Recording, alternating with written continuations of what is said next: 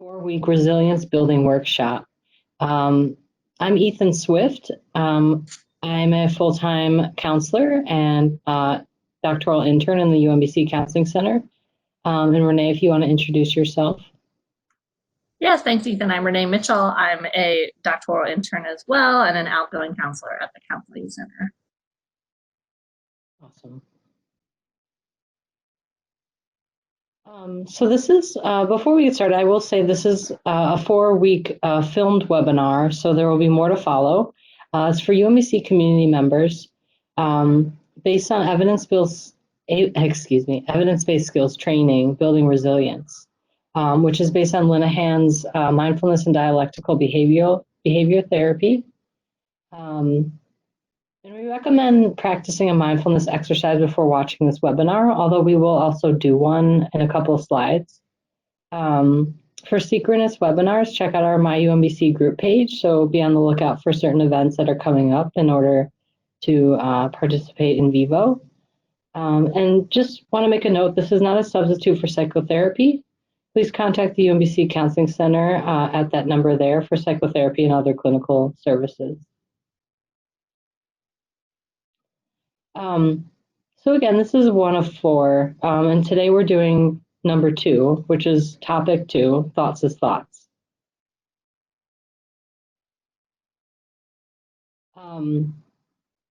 So a thought is not a fact. A thought is just a thought. And we have a nice little photo here to kind of get us in the relaxation mode. We do have a practice, which we'll do together, and I do recommend you follow along. I know this is recorded, but I definitely think kind of listening in will be beneficial.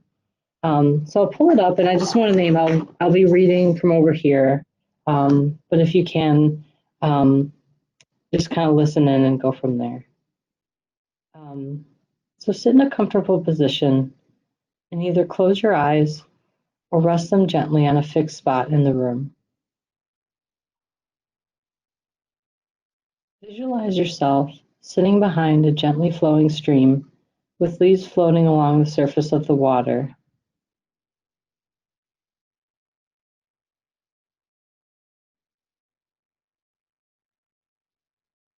For the next few minutes, take each thought that enters your mind and place it on the leaf. Let it float by. Do this with each thought, pleasurable, painful, or neutral. Even if you have joyous or enthusiastic thoughts, place them on a leaf and let them float by.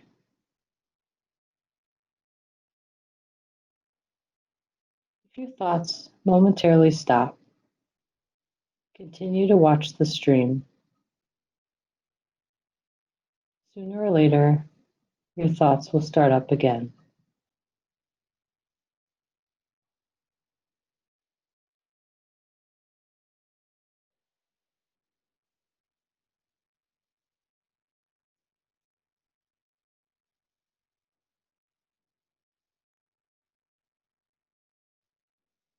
Allow the stream to flow at its own pace.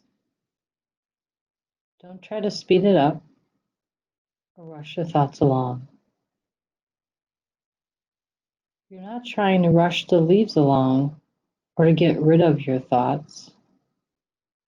You're allowing them to come and go at their own pace.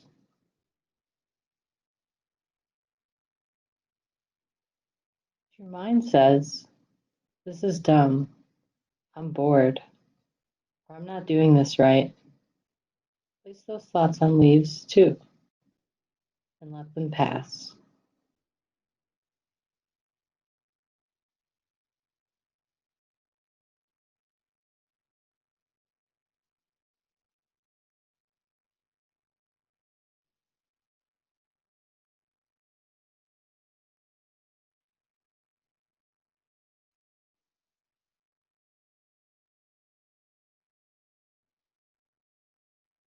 If a leaf gets stuck, allow it to hang around until it's ready to float by. If the thought comes up again, Watch it float by another time.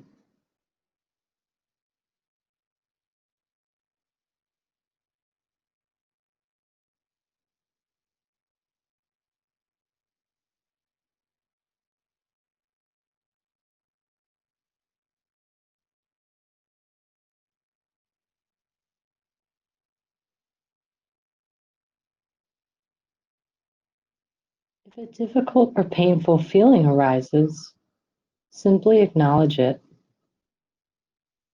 Say to yourself, I notice myself having a feeling of boredom, impatience, frustration.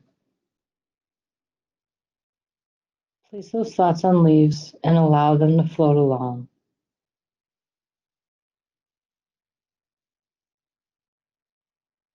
From time to time, your thoughts may hook you and distract you from being fully present in this exercise. This is normal. As soon as you realize that you have become sidetracked, gently bring your attention back to the visualization exercise.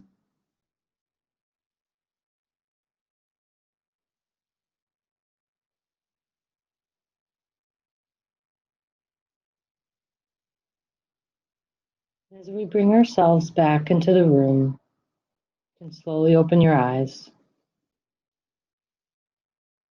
Ask yourself, what was it like for you to engage in this brief cognitive diffusion visualization exercise? Be patient and compassionate with yourself if you found yourself struggling to remain fully present and mindful. This is natural. Begin to reframe any difficulties that you may have encountered during this visualization exercise as opportunities for growth. Cognitive diffusion is a tool that takes practice to become skilled. The potential rewards of choosing to engage in regular mindful awareness and cognitive diffusion is the ultimate freedom from the unnecessary suffering of maladaptive thoughts. So now we can move forward in the presentation as well.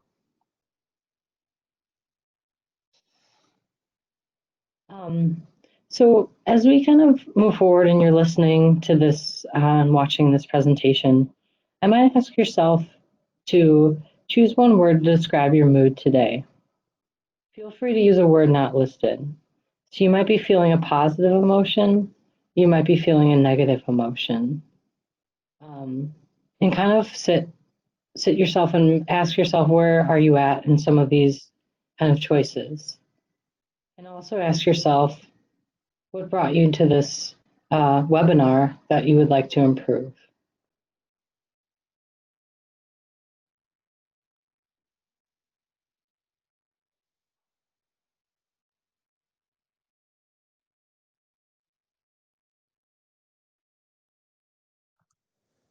Thank you, Ethan, for leading us through that and for the intro.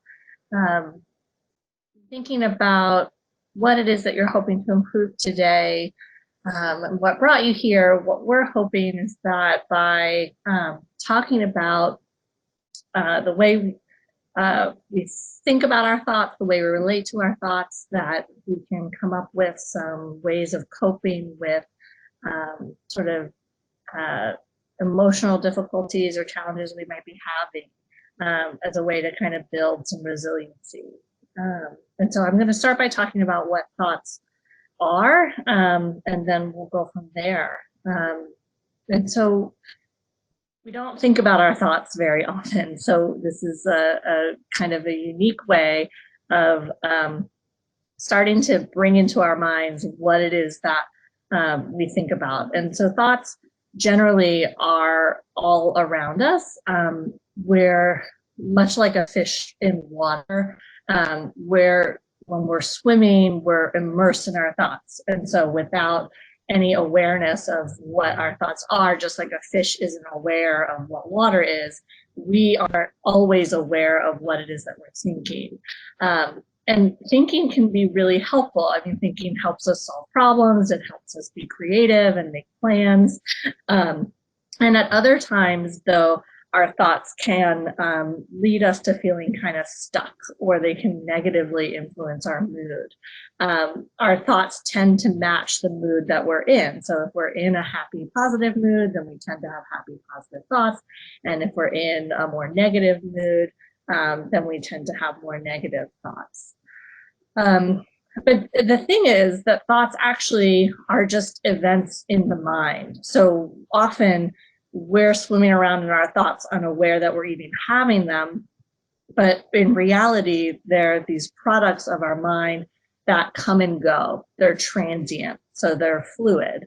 And it's kind of like they're running commentary on our world around us. So like subtitles on a movie, or like labels to our experiences. Our thoughts are almost like opinions, or rumors. They may or may not be true. They may be partially true, or they could just be flat out incorrect. What I mean to say is that they're not necessarily reflective of reality. So our thoughts are more like a running commentary on what our experiences are. And just like our thoughts match our mood, there are certain types of thoughts that can contribute to our experience of negative moods or our experience of suffering. And so when we find ourselves engaged in this kind of autopilot where we're just swimming through the water, our thoughts are occupying our mind, we're not being reflective of our thoughts, we may not recognize that certain thoughts are contributing to our pain or contributing to our suffering. And we end up then sort of giving into these thoughts as if they are true, if they are valid, and we start to experience increased pain, increased suffering.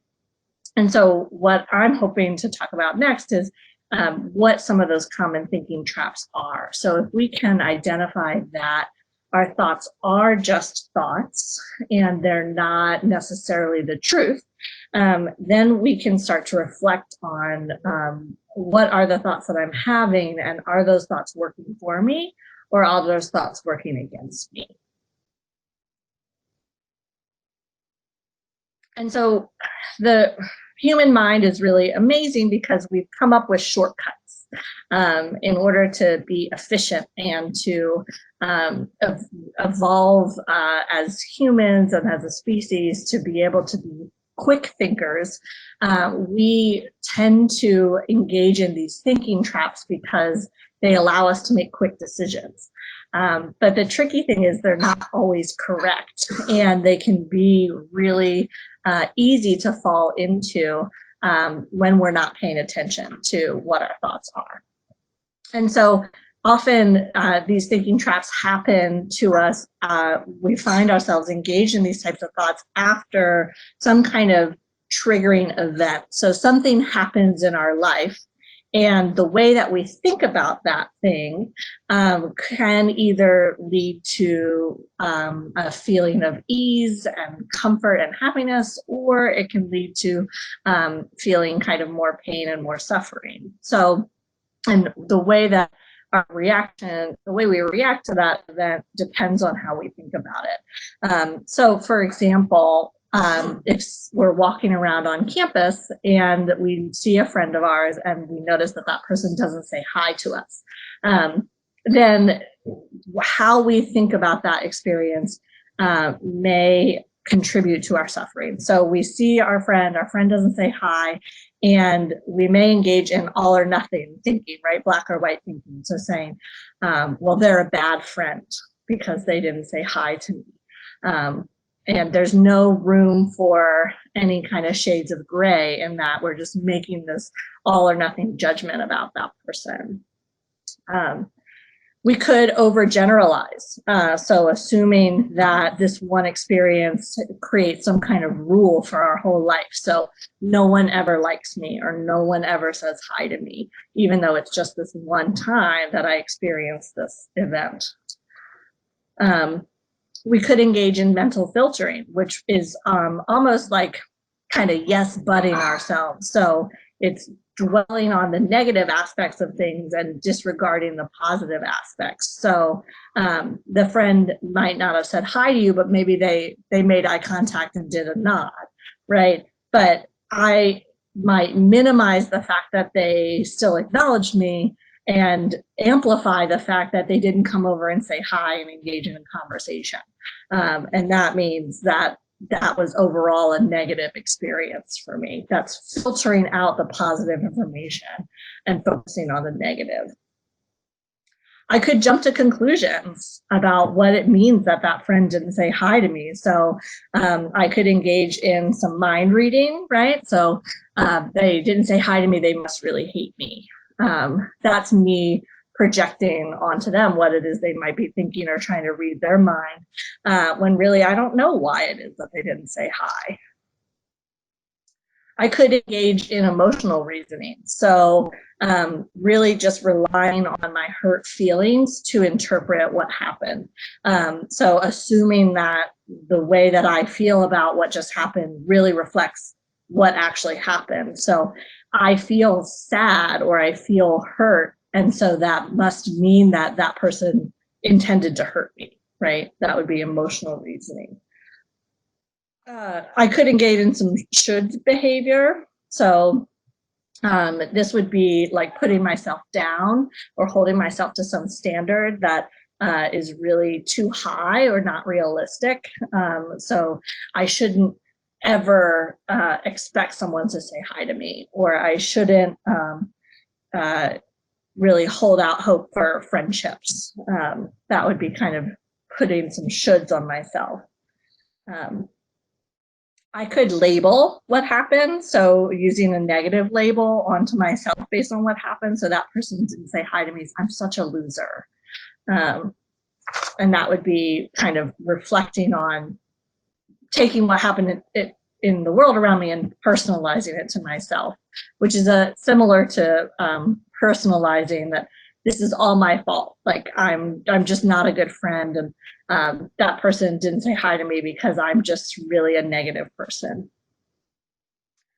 I could also overestimate what might be the consequences, or how likely it is that something like this will happen again. So just saying that after one person doesn't say hi to me, then it just means no one will ever say hi to me again. It's really it's really highly likely that I'm just not going to be able to engage with friends on campus. And so all of these ways of thinking about the events that happen to us really can trap us into feeling these sort of more negative emotions. And if we don't know that these are the types of thought traps we're falling into, we can really start to think that they reflect reality. And so at this point, I would encourage you, if maybe some of what I've just been talking about really resonates with you. Like you can find that we may not engage in all of these different thinking traps. We may find that for some thinking traps, we tend to kind of live there, right? So for example, you may find that really where you tend to fall into a thinking trap is more about that all or nothing thinking. Either it's totally good or it's totally bad. Or maybe you find yourself really engaging in the shoulds. I should have been studying all night instead of taking a break to eat or rest, right? Or I should have never signed up for this class in the first place, right? So as humans, we can sort of find ourselves walking into particular traps. So I would encourage you to take a moment and think about which ones kind of resonate for you.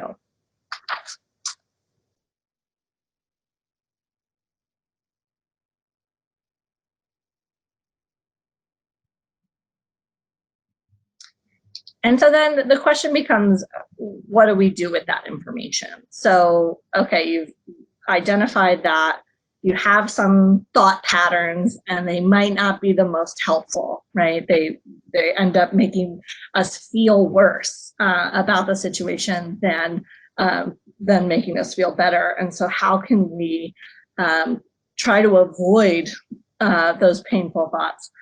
The thing about avoiding thoughts, though, is that it only increases our distress. If I told you right now to not think about a pink elephant, almost certainly the first thing that comes into your mind is a pink elephant, right? And so similarly, if you tell yourself, don't engage in black and white thinking, or don't should myself, or don't use personalization, don't take this personally, it actually causes more tension in our minds because we're really trying to resist something that happens really naturally. And so the solution actually then is to be mindful of what our current thoughts are. And that's going back to the cognitive diffusion activity that Ethan led us through. The idea here is really to be able to recognize, investigate, be aware of, and to detach from or not identify with the thoughts that we're having. And so the first step in that process is to observe your thoughts, to become, to recognize what thoughts are occurring for you. And so you can think about this as imagining your thoughts coming as waves, that they're events in the mind that pass. They're not suppressing your thoughts or trying to deny them.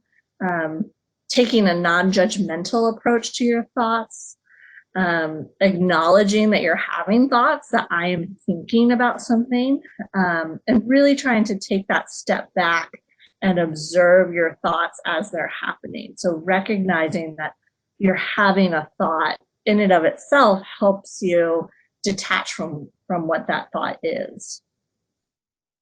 And the second step here would be to then adopt a curious mind about those thoughts. So like we said before, your thoughts aren't facts, they're just thoughts. So exploring them, where is that thought coming from? Noticing that the thought comes and goes out of your mind, and observing while not judging.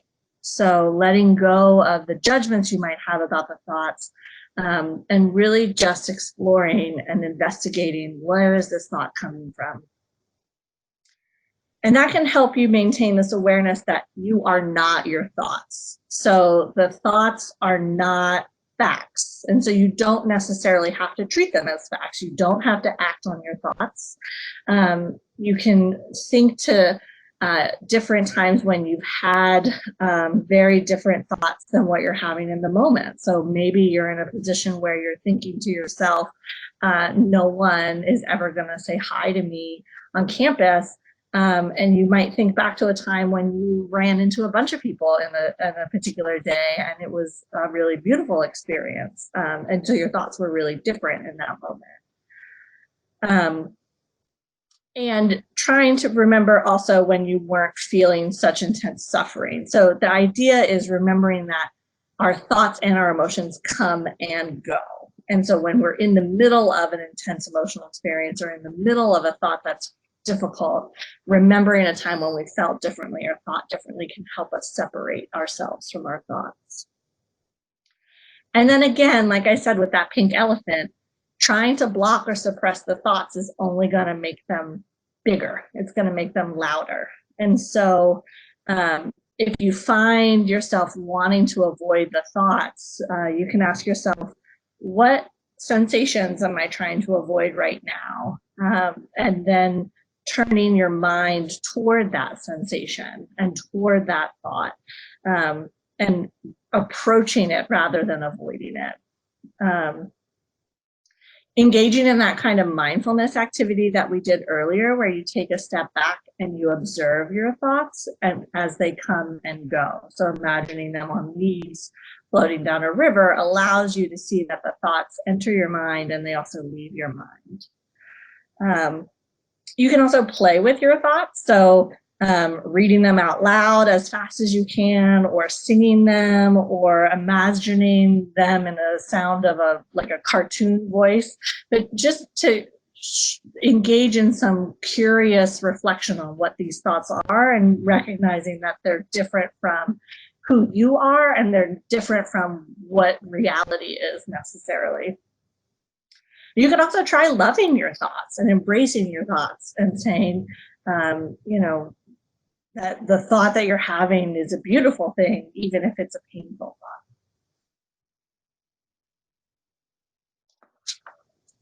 And so these are more tips about how to practice that mindfulness of thought. So like I mentioned earlier, trying to observe them, using words and voice tone that are different. So you might, if you're having the thought, nobody's ever going to love me, and you say it in a really strange voice, it makes it sound kind of silly, right? And you can detach from that thought a little bit more, recognizing that it doesn't have to be who you are, and it doesn't have to be what reality is. It's just a narrative in your mind. You can practice engaging in mindfulness of thoughts with opposite actions. So treating, imagining what it would be like if you didn't believe your thoughts. So instead of just assuming that the thought I'm having reflects reality, what would it be like if this wasn't a true thought? And then there are other mindful strategies like visualization. So imagining your mind as a conveyor belt and the thoughts are boxes along the conveyor belt, leaves in a river, cars on a railroad track, right? Clouds in a sky. There's lots of different ways to imagine your thoughts as they enter your mind and watching them as they exit your mind as well.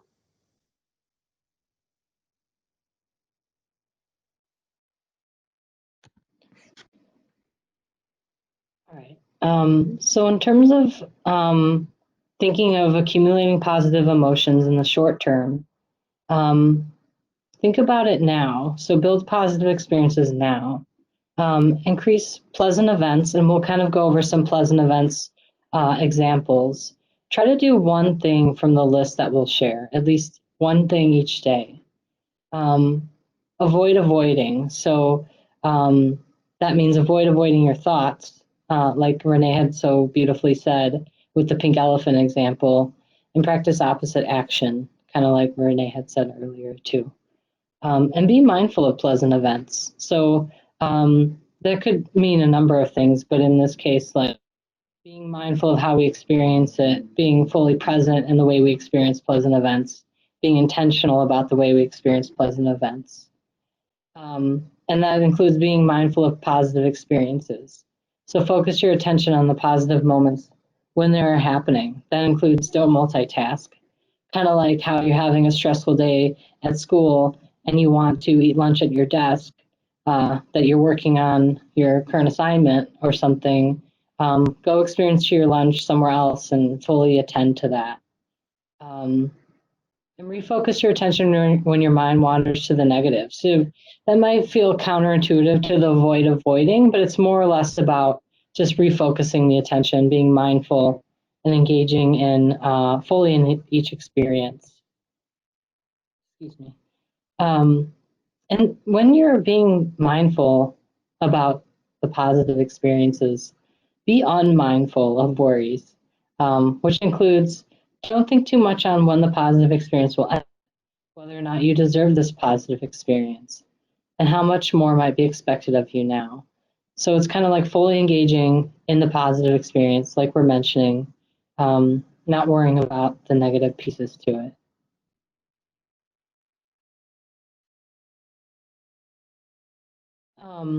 So another way to navigate negative thoughts is to increase positive emotions, such as being mindful about the activities that I was mentioning that could be positive for us. Take a moment to read this list as you're watching this.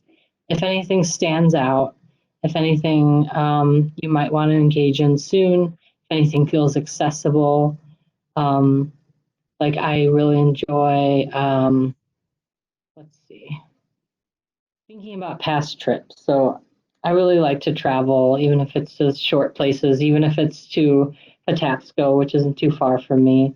Sometimes I sit and I reflect on that and think about how happy it made me. It gave me an example of a pleasant event that was in my life, plus something I could probably do in the future. And it also reminds me that maybe the difficult thought I might be having right now, here's an example of a time that maybe that wasn't the case.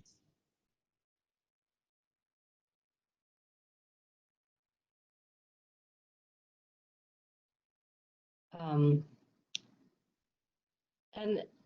now we kind of did this already when I was kind of talking about it. But let's say you had to choose one pleasant event you could try out today. And it doesn't have to be on this list, but I do encourage you to sit and reflect on picking one. For me, I'll commit to listening to music. Renee, is there one you want to commit to? Yeah, let's see. I think I'm going to commit to relaxing today. That's what I'll commit to. Awesome. Yeah, so I definitely encourage any of these plus more. We have a full list, and sometimes we make that accessible, but stay tuned, more information on that.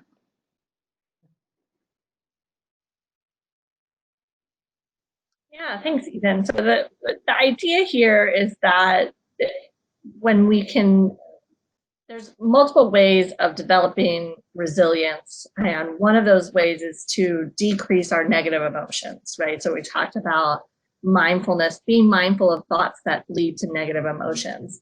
And the other way to develop resilience is to increase our positive emotions. And so that's what Ethan's talking about with these positive events, that if you can be mindful of your thoughts and the negative emotions associated with them when that's happening, and we would encourage you to come to our third webinar on emotions as emotions, which can help explain mindfulness about that. That's going to bring down the negativity. And then if you can do what Ethan is saying and engage in some positive action every day, that's going to bring up your positive emotions so that you end up with a balance where things are positive on the whole. We're not going to eliminate negative emotions, right? That's just not possible. It's part of the human experience. But if we can accentuate the positive experiences, then on balance, we're cultivating resilience, we're cultivating well-being. And so Ethan was pointing out some short-term things that you can do on a daily basis that really bolster that positive mood, help you feel good.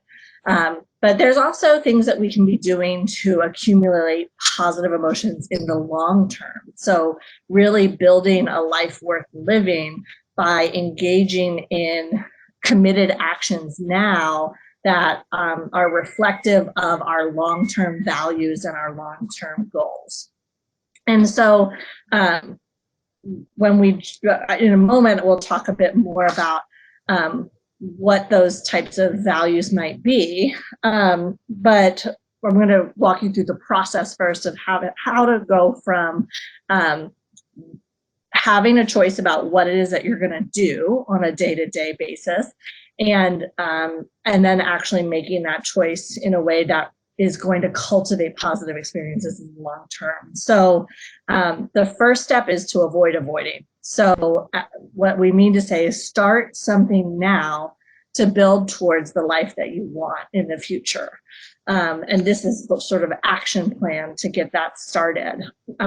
Step two is identifying values that are important to you.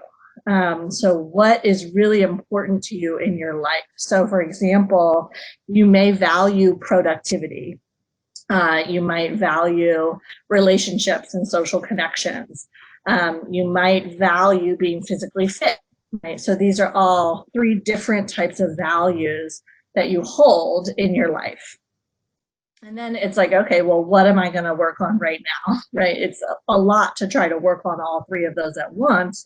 So then focus on one value that you can be working on. So perhaps at that moment, in this moment, that would be productivity. Let's say that's a value you want to work on. Then within that value, identify a few goals that relate to that value. So what specifically can I work on within this broader value of productivity?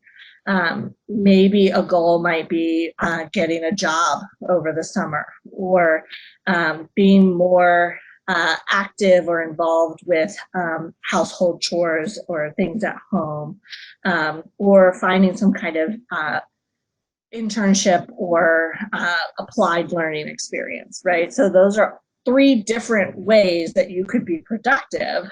And again, choosing one to work on right now. So it's a lot to think about all of those at the same time.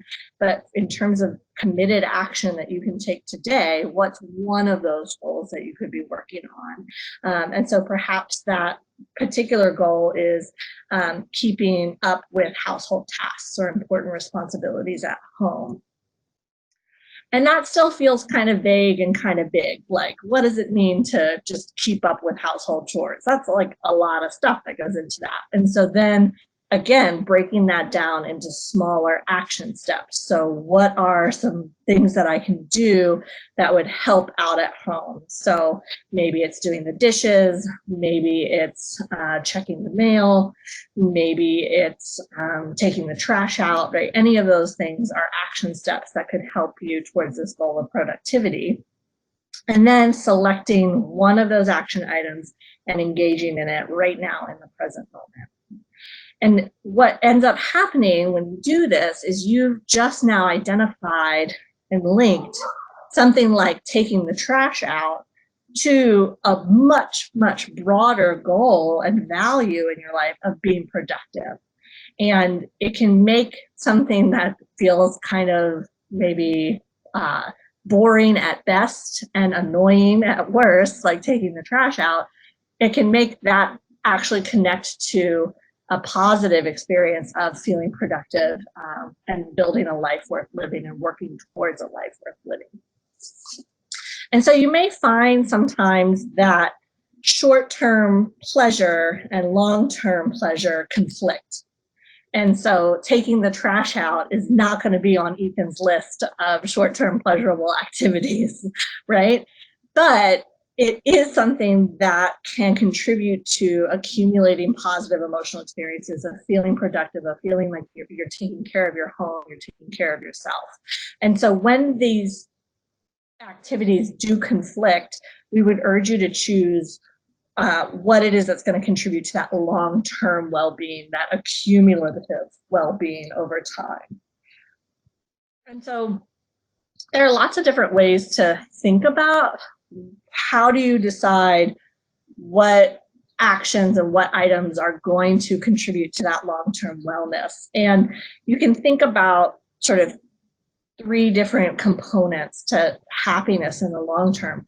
One is having some things in your life where you feel autonomous, where you feel like you have some control over those things, you have some effect, some will, or some agency in enacting those things.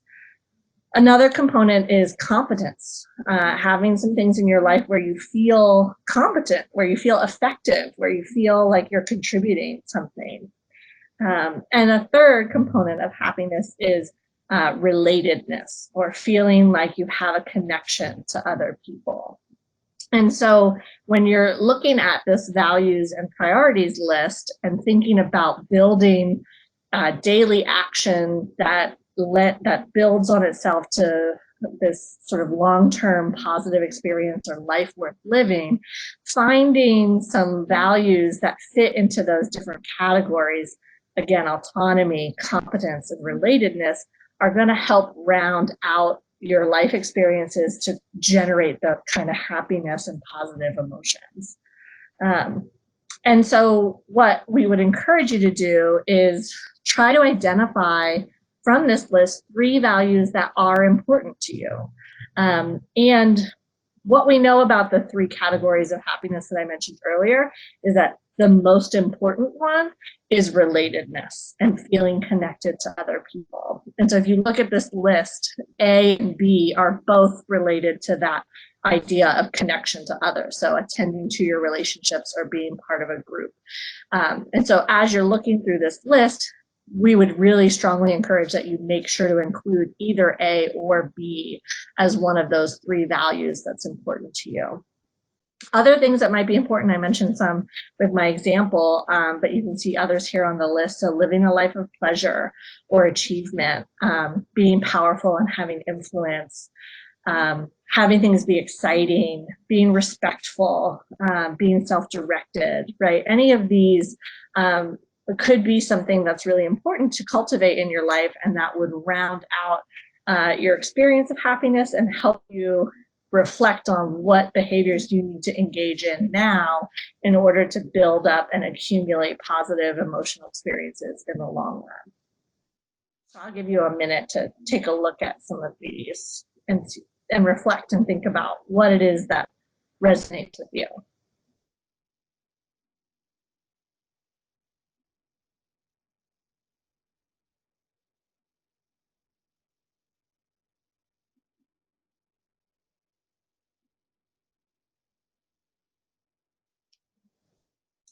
And then I think we'll start to move on. I think I'll turn it over to Ethan for kind of our wrap up here. Thanks, Renee. So we'll give us another moment to reflect what we call skills transfer. So among different types of coping strategies, which ones would you like to work on? And I might suggest you read through them, thinking about what we went over today. If anything stood out or anything you want to commit to. Obviously, we'd like to work on as many as we can, but if there's anyone in particular, I recommend you identify those in your mind.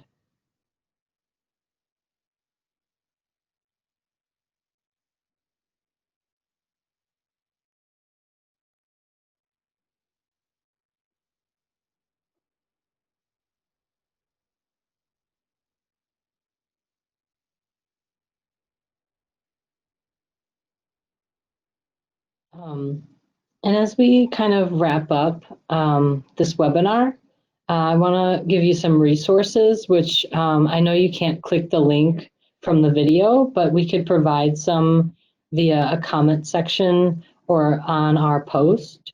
But I do recommend, for example, WellTrack. So even though it's a link, just the word WellTrack, if you download WellTrack, it's actually free and accessible to UMBC students, so I highly recommend that.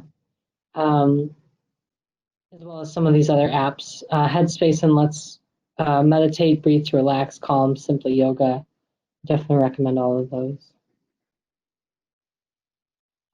Here's the Counseling Center during office hours line or after support line. Links to our webinars, which you can actually find on our website as well, which is counseling.umbc.edu. Some crisis contacts, as well as some other networks that might be helpful specific to identity. Some more resources, coping with racism, also things specific to COVID-19, resources for essential needs. Here are some credits. I won't necessarily read them all, but it is important that we list them. And also shout out to Dr. Lee, Soon-Hee Lee, who kind of created this presentation with the credits from these folks as well. So I want to thank her as well. Yeah, and if you have any questions or requests for the slides, feel free to contact Dr. Soon-Hee Lee at soonhee.umbc.edu. And I think that's everything. I appreciate you watching, and it's been really fun to make this. So let us know if you have any questions. We're definitely available for that at the Counseling Center. Absolutely. Thanks, Ethan, for wrapping us up. And look out for the other 3 videos in this series. One about stress reduction, another about emotional experiences, and a third about relationships with other people. Thanks again for watching to the end. Thanks.